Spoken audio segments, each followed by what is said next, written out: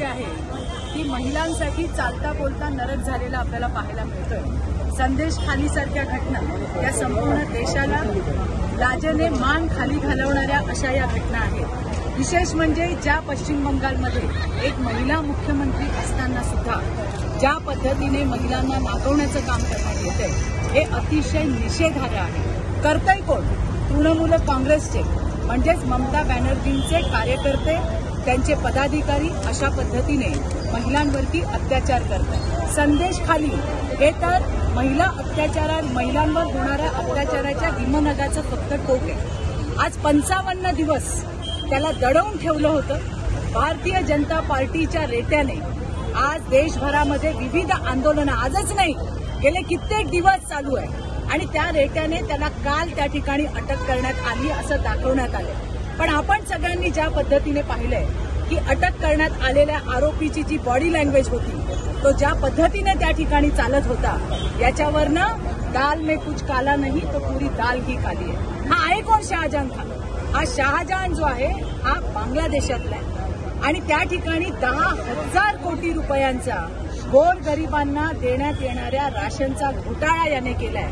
याच घटनेमध्ये पश्चिम बंगालची एक महिला मंत्री ज्योतिप्रिया हिला सुद्धा त्या ठिकाणी अटक करण्यात आली। या शहाजहानला ज्या वेळेला संदेश खालीमध्ये ईडीचे अधिकारी पकडायला गेले त्यावेळेला त्यांच्यावरही हल्ला करण्यात आला। ही मुजोरी येते कुठून?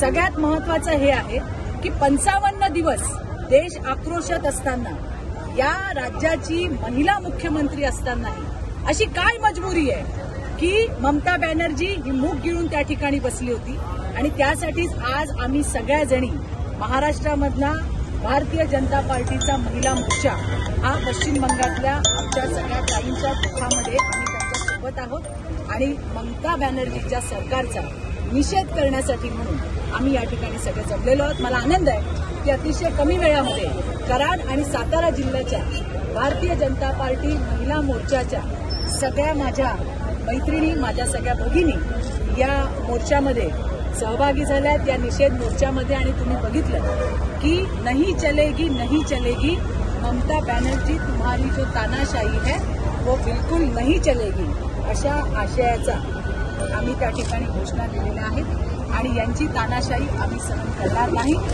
याच्यावरती कठोर कारवाई झाली पाहिजे ही सुद्धा भारतीय जनता पार्टीची त्या ठिकाणी मागणी आहे। एक प्रश्न आहे, ज्यावेळी पश्चिम बंगालमध्ये तिला दडवून ठेवलं, एक शब्द सुद्धा, चकार शब्द सुद्धा याच्यावरती काढला नाही।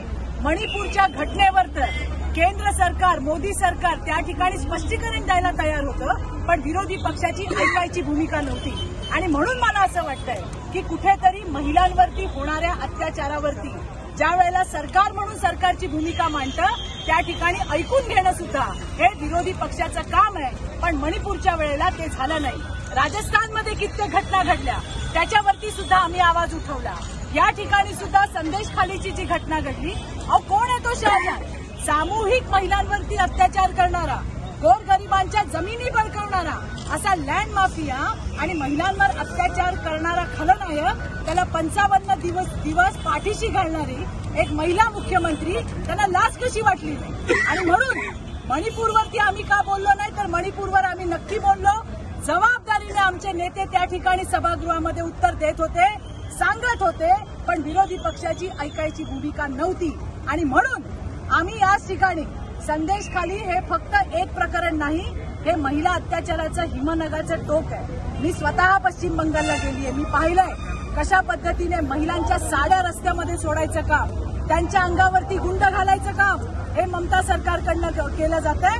आणि या देशामध्ये असले प्रकार आम्ही कदापि खपवून घेणार नाही आणि त्यासाठी पश्चिम बंगालच्या मैत्रिणींना सहकार्य करण्यासाठी, सपोर्ट करण्यासाठी संपूर्ण देश आज त्यांच्यासोबत उभा आहे। संजय राठोडांना लोकसभेला उमेदवारी दिली जाणार, ज्यांच्यावरती तुम्ही आता हा विषय काय आहे का? महिलेवर मला एवढंच सांगायचंय, आरोप करणार, मला एवढंच सांगायचंय, त्याला ज्या काही गोष्टी मिळत आहेत त्या उद्धव ठाकरेंनी क्लीन चिट दिल्यामुळे मिळत आहे। त्यामुळे तुम्ही